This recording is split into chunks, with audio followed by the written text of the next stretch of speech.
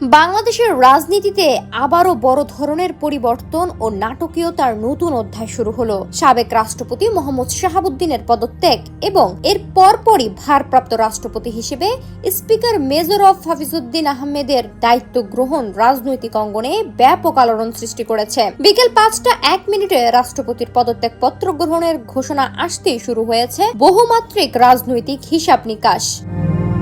এই পদত্যাগকে কেন্দ্র করে রাজনীতিতে চলছে চুলচেরা বিশ্লেষণ। জাতীয় নাগরিক পার্টি এনসিপির আহ্বায়ক মোহাম্মদ নাহিদ ইসলাম জামালপুরের পথসভায় ক্ষোভ প্রকাশ করে সাবেক রাষ্ট্রপতিকে গ্রেফতারের জোর দাবি জানান। একই সুর শোনা যায় গণ অধিকার পরিষদের মুখপাত্র আবু হানিফের বক্তব্যে। বিদেশে অবস্থানকালে সাবেক প্রধানমন্ত্রীর সঙ্গে কথিত যোগাযোগ ও ষড়যন্ত্রের অভিযোগ তুলে সাবেক রাষ্ট্রপতিকে দ্রুত আইনের আওতায় আনার দাবি জানান তিনি।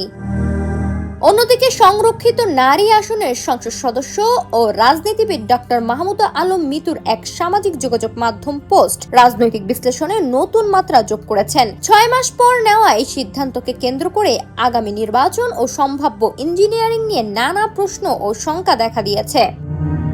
শাহাবুদ্দিনের বিদায় নিছক কোনো ব্যক্তির পদত্যাগ নয়, বরং এটি দেশের নতুন ক্ষমতা বিন্যাস ও নির্বাচনী গতিপথ নির্ধারণে বড় প্রভাব ফেলতে যাচ্ছে। নতুন ভারপ্রাপ্ত রাষ্ট্রপতির অধীনে দেশের রাজনীতির ভবিষ্যৎ শেষ পর্যন্ত কোন দিকে মোড় নেয়, এখন সেটাই দেখার বিষয়।